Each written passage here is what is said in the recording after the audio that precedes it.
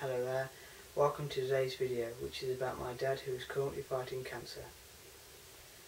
The cancer is called Non-Hodgkin's lymphoma, and today he's going to be talking to you about when he first came across the cancer and how he is getting on at the moment. But first I'm going to show you a quick video of him in April 2011, so you can tell the difference between the weight he was then and the weight he is now, considering he has lost quite a lot of weight since then. So yeah, so now I'm going to show you that quick clip, and then it will go straight on to my dad, who is talking about the disease.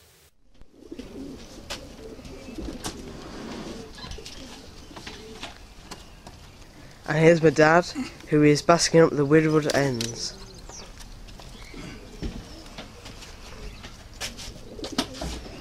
The second half of the partnership.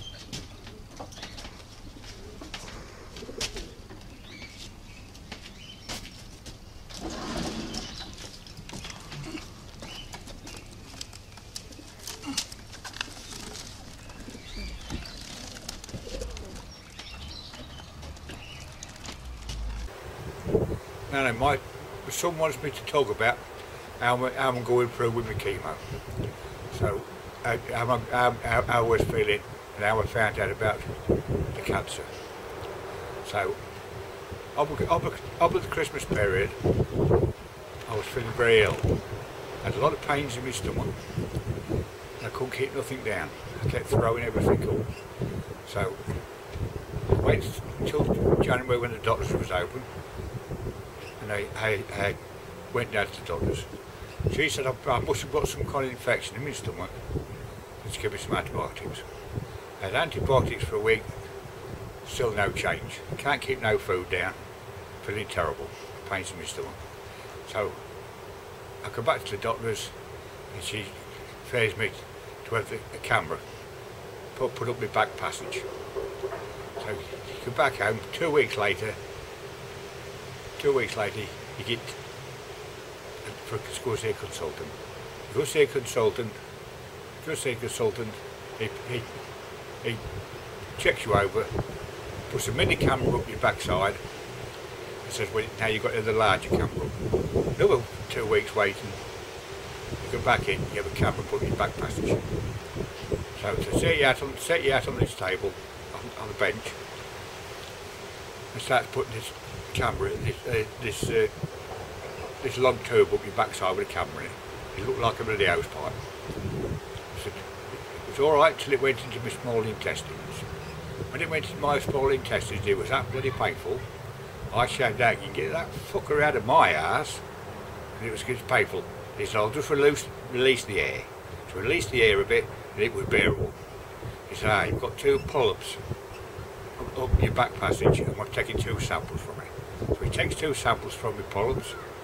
Right, go on. A fortnight later, back to that consultant. Oh no, yes, to the consultant. He says, you've got no cancer up your back passage. All right, it's okay.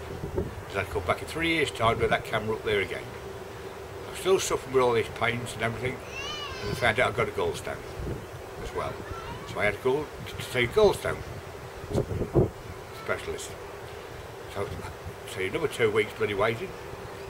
He's going to see a gallstone specialist. He presses my stomach. He said, that's nothing to do with your gallstone. You're going to have a camera down your throat. So another 2 weeks passes. I get an appointment to go to the camera down my throat. I had the camera down my throat. And he says, I've got ulcers in the bottom of my stomach. I've got a growth in my stomach. So two biopsies again. Another week's passes, I get a phone from the doctors. I've got to go straight down the doctors straight away. So I went down to the doctors and he said, I'm afraid you've got cancer. So it took a shock to me. I made me feel shocked for a moment.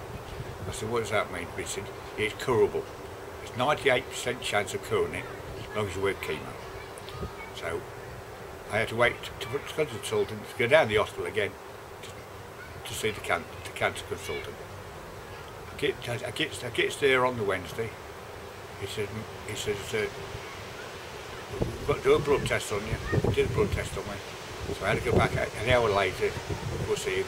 He said, you'll have to come in hospital. You'll have to come into the hospital today and stop in, and you'll have chemo in the morning. So I get to home quick, fetch my clothes, and back in at 4 o'clock to start the first session of chemo for the next morning. So I sat in the bed, and the doctor come up and he put a pipe up my nose into my stomach with a little pipe, so you can't have nothing to it. Nil by mouth for the next 4 days while you're having the chemo, in case when you're having the chemo it ruptures any part of your stomach, so they can check it if there's any blood or anything in your bag. Then, right, so you wear your chemo, then all the pains start. You get pains in your ankles, pains in your hands, and you feel bloody terrible. So he stopped in there. I took the pipe out my nose on the Thursday, let me out on the Friday. Come on, then you've got to have chemo again in 3 weeks' time. 3 weeks' time comes again, you get your second chemo. You go to see your specialist first, your blood test first, the day before, and then you go to see your specialist. If your blood's clear, you're okay, you go, and you go again. Then you go for all your chemo. Down the chemo suite, down there 5 hours, ring my daughter up, daughter comes to pick me up, she can hardly walk. So you get back home, you can't bath yourself, you can't clean yourself, your wife has to do it. You've got to use all antibiotics, you've got to use all these different soaps. You can't use their soaps, you've got to use your own towel, your own toothbrush, everything, you can't share anything. So it gets me back, it gets me clean up upstairs. And you're laying in bed. You wake up the bloody night because you're taking that many bloody tablets, you don't know where you are. And you're in a lot of pain, you still can't eat, you're surviving on soup. I've been surviving on chicken soup, I don't like tomato soup, I've been surviving on chicken soup. And that's all you're having, and glasses of water. So you go through this for another 3 weeks, then you're back for chemo again, the third section of chemo. The third section of chemo, and then all your hair starts. You leave your chemo, you go through all again, your chemo and everything all again, and your hair starts all falling out. Your hair falls out, all the dark hairs fall out, just leave me with the silver hairs, grey hairs. I had a moustache, I've never shaved off for 30 odd years, it drops off. Go up next morning and its moustache has dropped off. So you've still got the aches and pains, you're still throwing up, still can't get out of your stomach, and you're constipated as well. You get constipated as well, so it takes something to try to get rid of your constipation. Still can't, struggling to eat, and you're losing weight. Start shedding the weight. So you carry on to another session, chemos. With all these chemo sessions, I'm on every fourth chemo session, then I have to have a scan in the stomach. The scan in the stomach shows it's working, it is curing. So that cheers you up no end. But I can't say a lot more about it because remembering everything was good. But all you've got to do is grin and bear it if it's working. When it is working, but you still feel crap. I'm still eating soups, and starting Complan. Just started to tell me about Complan. And I've been using Complan now for about 3 weeks, and it's made me feel a lot better. It's given me all the vitamins what I'm lacking. We're not getting out of soup. I've been on that Complan. If anybody has this problem, get yourself to Complan. Because that's like an added meal. You can, a single dose of Complan is like a mini meal. If you want a large meal, you add 2, you mix 2 up, and it bumps you up a bit. 2 or 3 days you feel a lot better. But I'm afraid it hits all your muscles, you can't walk very well, somebody's got to be with you all the time, you're frightened of going out, you can't get your breath, but I smoke, I do smoke, but this is nothing to do with smoking, this illness. This is not even if you didn't smoke, you'll still get this. Nothing to do with smoking. So I still smoke. I mean, that much bloody pain I can't do without it.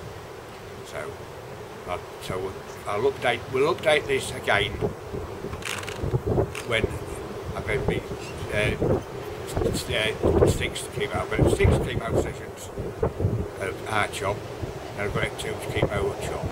But I'm just explaining what's going on. We'll update it. But someone wants me to update it to see if I can do it better. Thank you very much.